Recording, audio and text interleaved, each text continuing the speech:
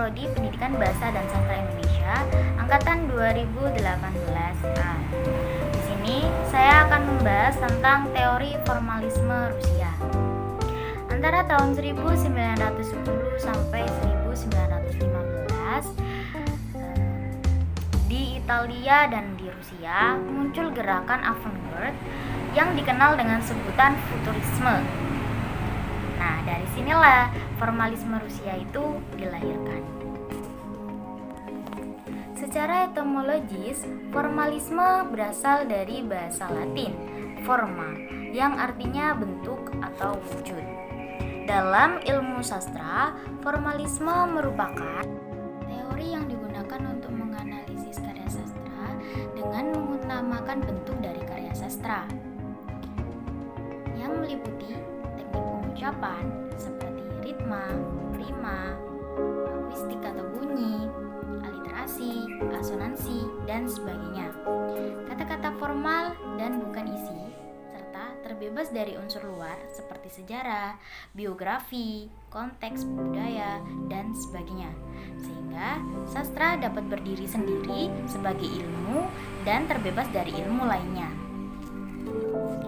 Tujuan dari formalisme Rusia sendiri ialah untuk mengetahui keterpaduan unsur yang terdapat di dalam karya sastra, sehingga dapat menjalin keutuhan bentuk dan isi dengan cara meneliti unsur-unsur kesusastraan, etika, asosiasi, oposisi, dan sebagainya. Formalisme Rusia adalah gerakan pemikir Rusia yang tidak hanya berkaitan erat dengan futurisme, melainkan juga dengan modernisme dan strukturalisme. Ringkasnya, gerakan ini memikirkan bagaimana bentuk sebuah karya sastra dimulai dengan berpikir tentang fabula, cerita, dan subjek utama. Bahwasanya cerita di dalam kehidupan masyarakat adalah bahan mentah yang harus diolah oleh sastrawan dengan memberikan formula Suze.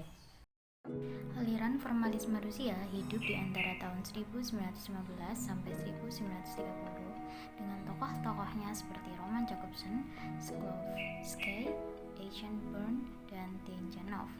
Tapi pada tahun 1930 keadaan politik komunisme mengakhiri kegiatan mereka. Beberapa orang dari kelompok ini termasuk Randy Wellek dan Roman Jakobson bermigrasi ke Amerika Serikat. Selanjutnya, contoh penerapan analisis kritik formalisme Rusia. Sebelum memasuki contoh analisis penelitiannya, saya akan membahas tentang konsep formalisme Rusia tentang puisi. Karena di sini saya memilih penelitian puisi. Kaum formalis periode awal cenderung mengidentifikasikan kesusastraan dengan kepuitisan. Puisi dipandang oleh kaum formalis sebagai penggunaan bahasa sastra secara mengintip.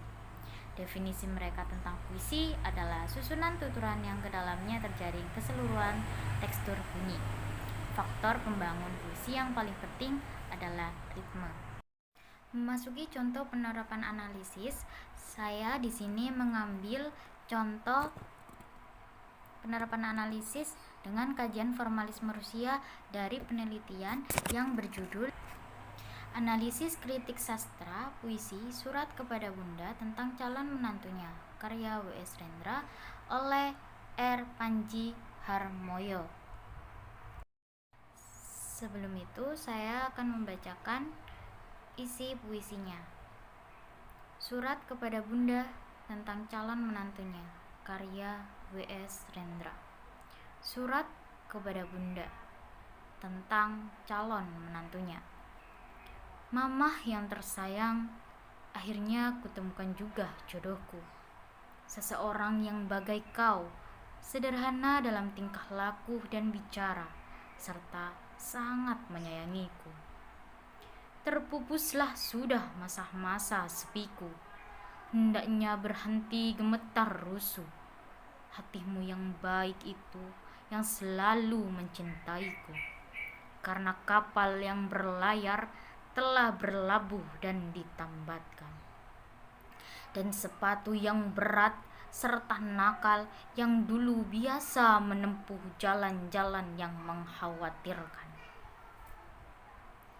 Dalam hidup yang kasar dan sengsara kini telah lepaskan dan berganti dengan sandal rumah yang tentram, jinak, sederhana. Mama, burung darah yang nakal yang sejak dulu kau piara, kini terbang dan telah menemui jodohnya. Ia telah meninggalkan sarang yang kau buatkan, dan tiada akan pulang buat selama-lamanya. Ibuku, aku telah menemukan jodohku. Janganlah kau cemburu, hendaknya hatimu yang baik itu mengerti. Pada waktunya aku mesti kau lepaskan pergi. Begitu kata alam, begitu kau mengerti.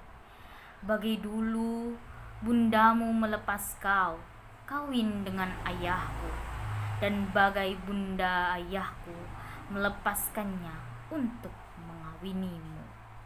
Tentu sangatlah berat, tapi itu harus, Mama. Dan akhirnya takkan begitu berat apabila telah dimengerti, apabila telah disadari. Hari Sabtu yang akan datang, aku akan membawanya kepadamu. Ciumlah kedua pipinya dan panggillah ia dengan kata, anakku. Bila malam telah datang, kisahkan kepadanya riwayat para leluhur kita yang ternama dan perkasa, dan biarkan ia nanti tidur di sampingmu. Ia pun anakmu. Sekali waktu nanti ia akan melahirkan cucu-cucumu. Mereka sehat-sehat dan lucu-lucu, dan kepada mereka ibunya akan bercerita riwayat yang baik tentang nenek mereka, bunda bapak mereka, ciuman abadi dari anak lelakimu yang jauh. Puisi tersebut menggunakan jenis puisi yang tipografinya teratur dengan jumlah baris dan bait yang tidak sama. Alasannya, pengarang masih menggunakan persamaan bunyi atau rima, jumlah kata dan penyusunan kata meskipun baris dan baitnya tidak sama. Sementara itu, diksi yang digunakan pengarang kebanyakan bermakna konotatif. Misalnya, ia melukiskan kehidupannya dahulu dan berubah saat ia telah menemukan jodohnya dengan kapal yang berlayar yang telah berlabuh dan ditambatkan. Ia juga melukiskan dirinya sewaktu belum menemukan jodohnya dengan istilah burung dara yang nakal. Selanjutnya, bahasa kiasan dan bahasa retorik. Yang pertama yaitu perbandingan. Contohnya, dalam bait seseorang yang bagai kau. Yang kedua, dan bagai bunda ayahku yang melepaskannya. Yang kedua yaitu metafora. Contohnya terletak pada bait burung dara yang nakal. Yang ketiga, personifikasi. Contohnya pada bait dari sepatu yang berat serta nakal. Yang keempat, hiperbola.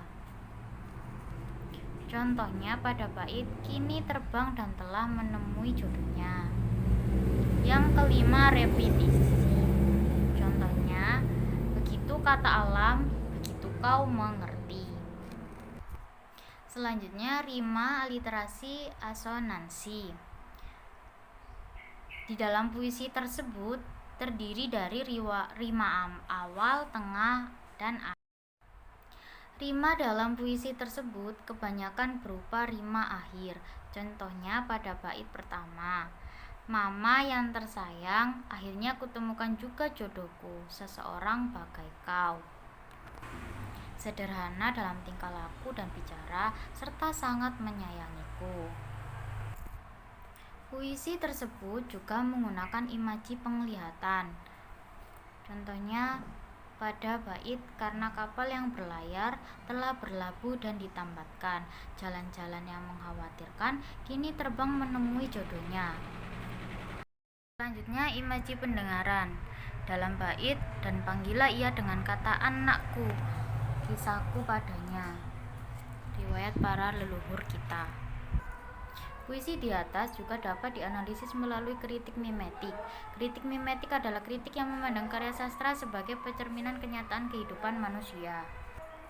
Kesimpulan, puisi Surat Kepada Bunda tentang calon menantunya karya W.S. Rendra adalah sebuah rangkaian kata dari Rendra sebagai seorang anak yang telah menemukan pujaan hatinya dan berusaha mengungkapkan niat tulus kepada sang bunda agar bersedia untuk merestui dan menerima sang calon istri yang diidam-idamkan sejak lama.